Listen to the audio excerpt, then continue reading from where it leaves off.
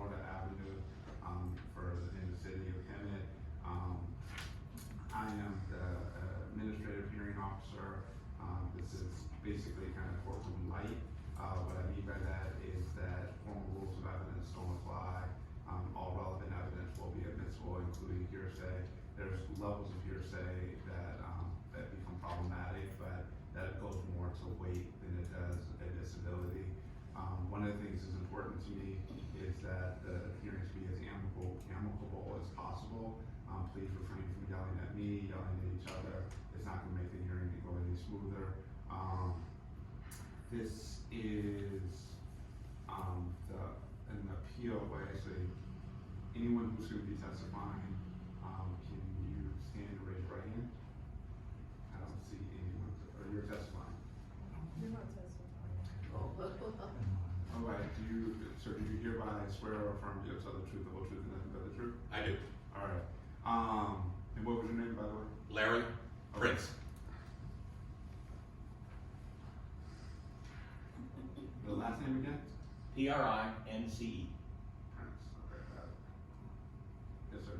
Is testifying or just speaking two different things? Two different things. Okay. Okay. It's my understanding that there's a healthy amount of public comment.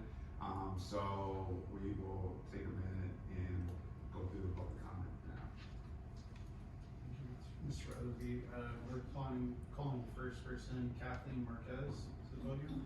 You have 3 minutes to speak. Can I speak from here, or do I need to go? We prefer at the podium because we are recording this hearing. Just for the record.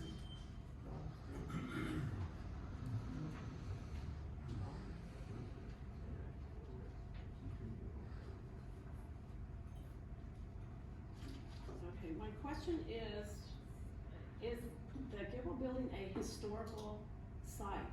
Has it been made into a historical site? Because a lot of people from Hemet or been here for a long time always thought that.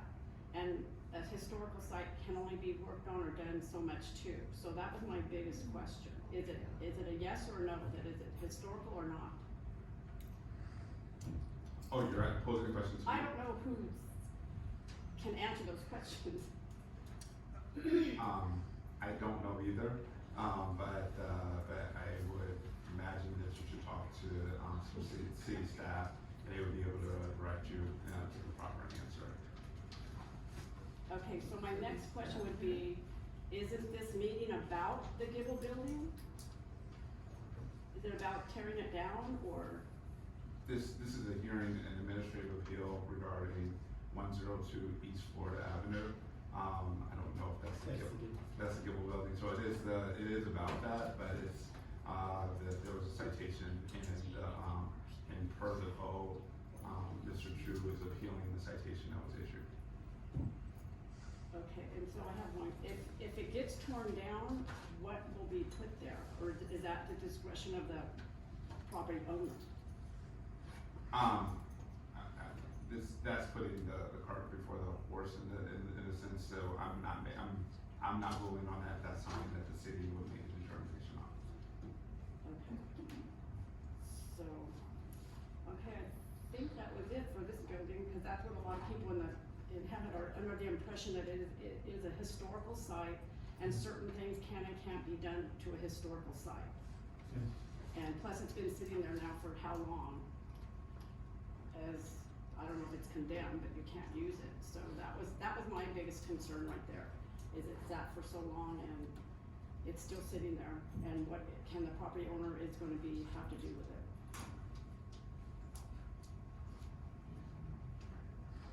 Good question. Next, we have Matthew McPherson.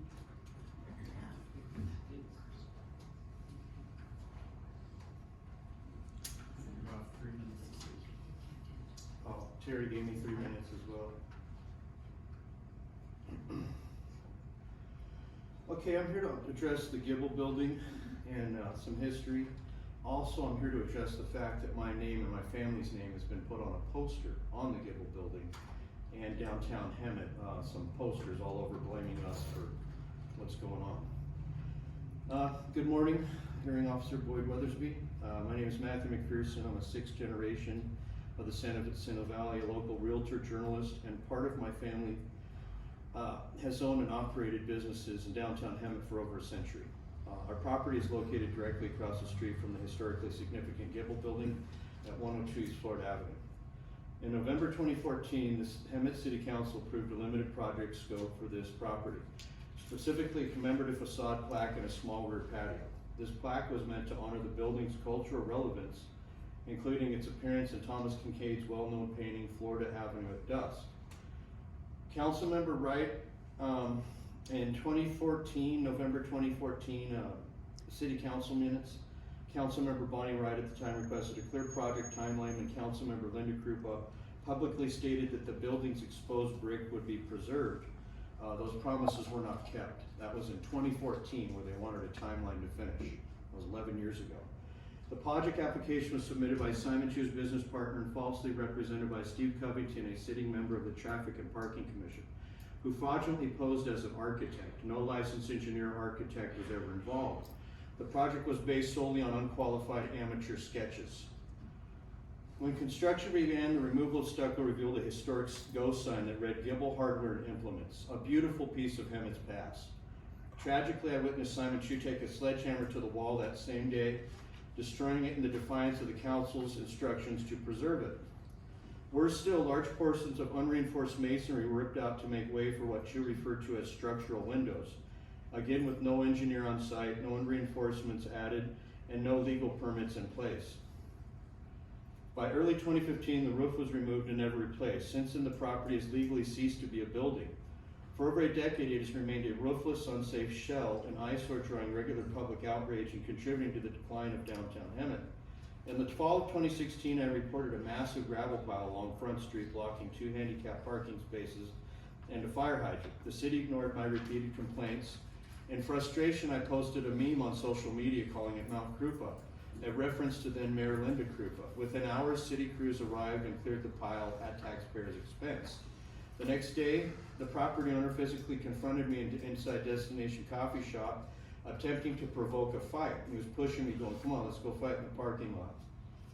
I did not respond. In retaliation, Mr. Chu and his partner Covington called my employer over 100 times, falsely accusing me of initiating the altercation. Thankfully, the multiple witnesses confirmed the truth, but the harassment persisted for years. Permit fraud and facade tactics. This pattern of deception has continued in full view of the city. One example, building permit B2001-346 issued in 2020 was for an 8-foot wrought iron fence, but instead of lawful use, this fence was mysteriously built entire in the city parkway. This is what I've come to call the facade tactic. A bait and switch strategy where Chu receives minimal permits, often work for exterior work, and then conducts major unpermitted construction behind the scenes.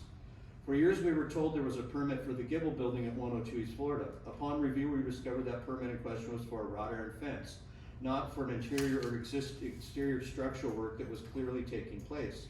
And curiously, just 1 week after I questioned the existence of this permit, the fence was hastily erected in the city's right of way.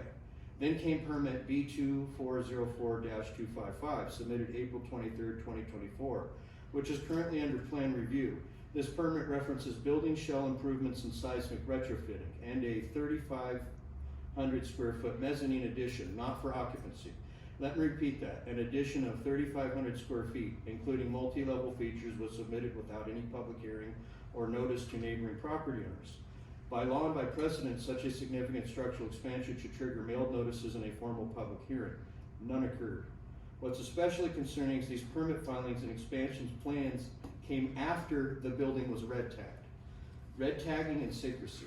On March 7, 2024, after a decade of violations, the city of Hemet finally red tagged 102 East Florida and 118 North Harbor. A consent order issued by the city attorney named over 10 properties owned by Simon Chu as either flagged or red tagged. However, despite multiple public requests, the city refuses to make the consent order available for public inspection.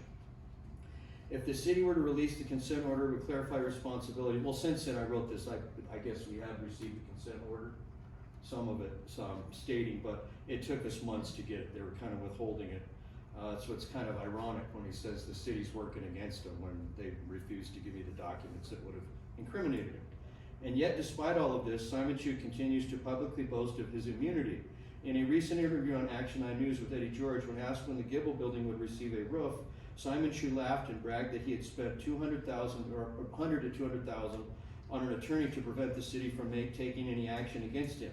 He then boasted of purchasing Harvard Street Music Store and putting $200,000 cash down on the Verizon building at Buena Vista and Kimball, claiming over $1 million in cash purchases, all while under consent orders and red tags.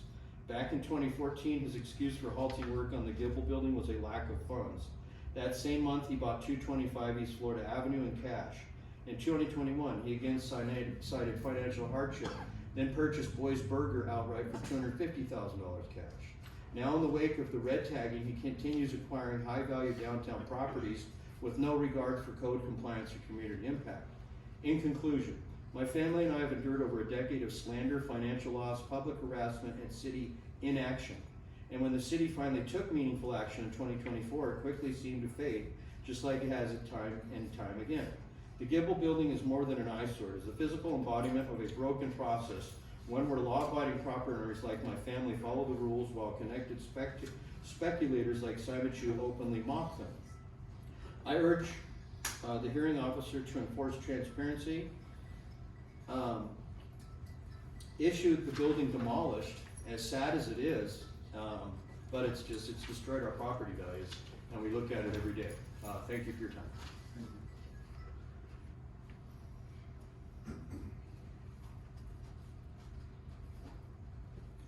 Next up, we have Norm Kyus.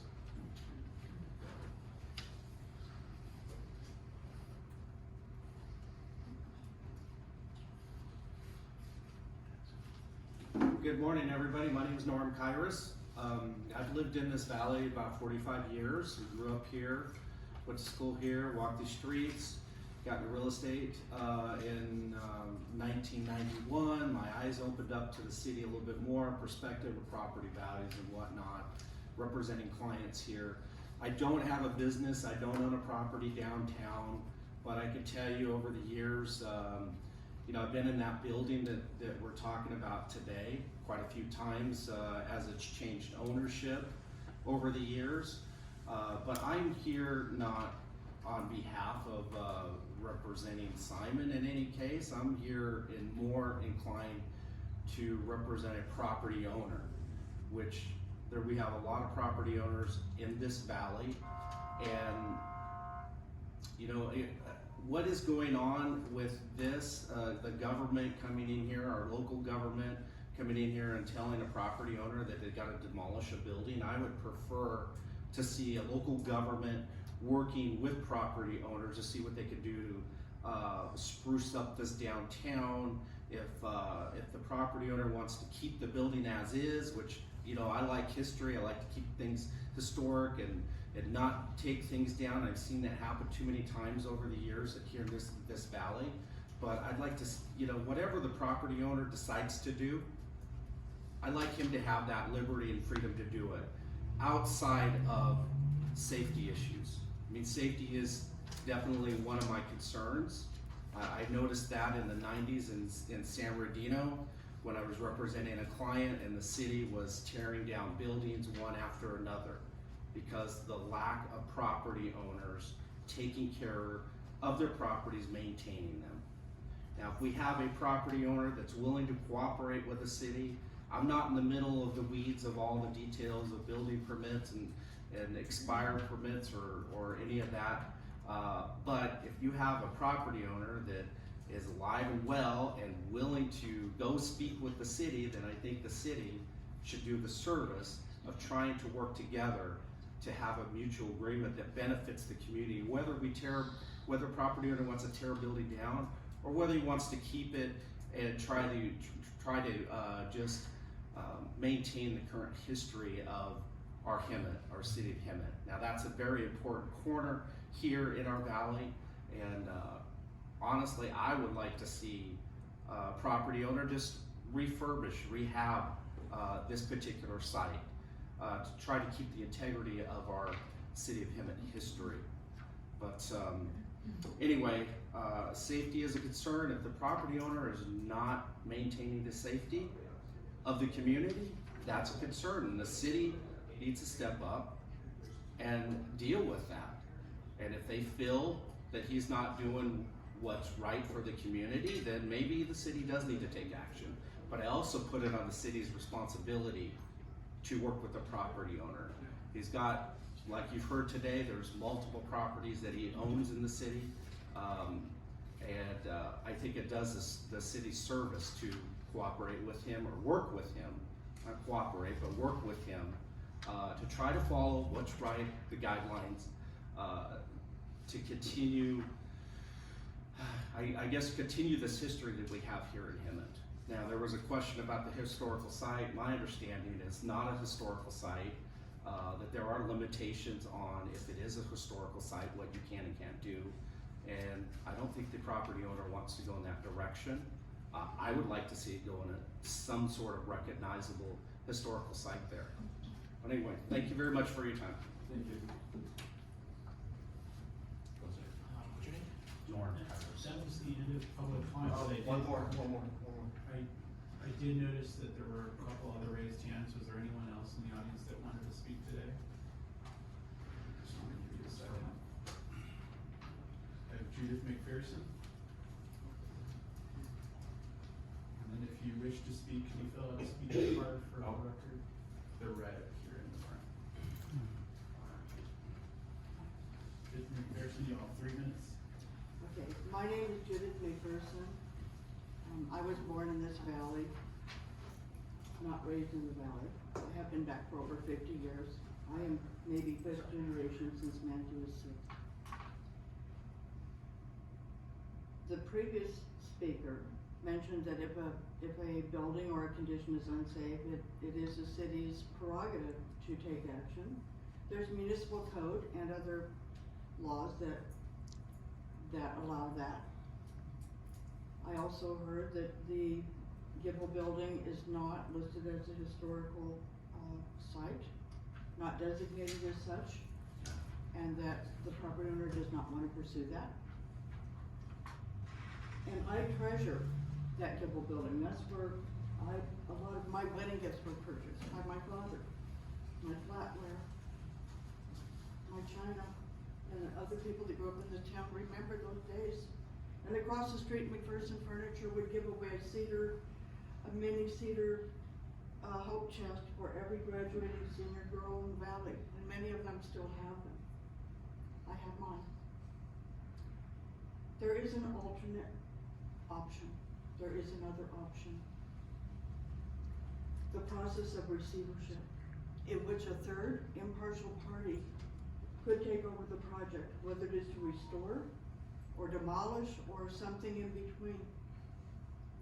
That would require legal action. It has been done before by the city of Hemet, so their legal knows how to do it. A third impartial party, not the city, not the property owner, but an independent source to do the investigation, to suggest what should go on, and to carry that on. And I am imploring the city of Hemet to look into the possibility of receivership. Thank you. Okay. Okay, no other further comment? If there's no other further comments, I did want to just note for the record that we did receive 2 email correspondences prior to the meeting. One from Mrs. McPherson that I'll be forwarding over to the hearing officer, and then one from Mr. Matt McPherson who spoke today, also forwarding that. And then we did also receive one correspondence from Simon Chu's attorney, and I'll pass that comment over to Juan, our city attorney representative today.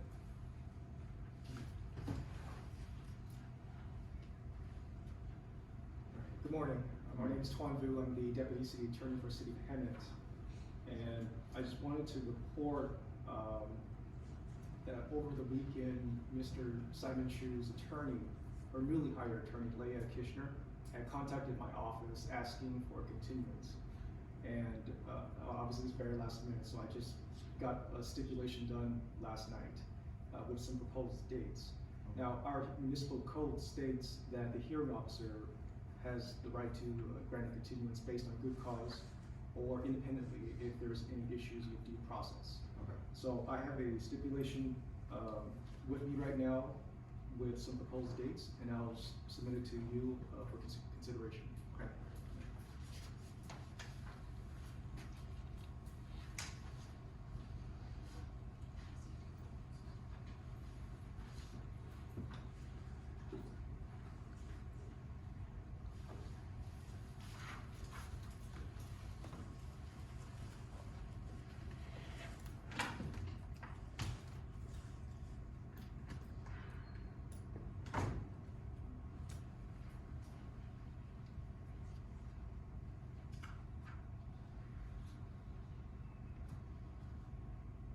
Okay. I'm available for the 28th or August 1st. I believe Mr. Chu's attorney stated August 1st was a preferred date. Okay. She is apparently starting a homicide trial, and Fridays are, the courts are not in session, Okay. so. So What's your order? the order would be to grant the continuance, based on the stipulations between the parties, to also to reflect due process, given what is taken, what's in consideration. This procedurally is for the 102 East Florida, Hemet, Florida Street property. It is as to both, hearings. To both hearings. And that's, the procedural question is, do we need to wait until 10:30 to do because it's a noticed hearing, for the other part of it? Do you have an opinion? In my opinion, we don't need to wait till 10:30 if, my understanding is that Mr. Simon Chu will not appear, and his attorney is also not appearing, she has a conflict. Okay. So my suggestion is, we can do it all one go. Okay. Particularly because the due process is for the individual in particular. So we would grant the continuance until August 1st and 9 a.m. Okay? Mr. Weatherby, may I request that my staff stand by at 10:30 if there's any public comment, that we'll take any public comment, and then submit that to you, just in case there's any folks that show up at 10:30. I can also wait if you would like, just to make sure that we have a proper, it's your call on that. But yes, we would continue the matter on both matters until, August 1st, 9 a.m. Thank you. All right, thank you. We can discuss that.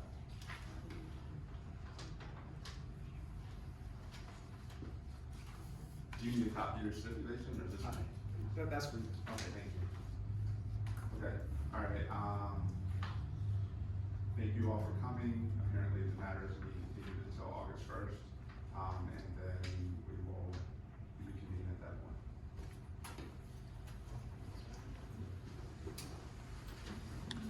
Roy Michael, Channel 21 News. Please like and subscribe.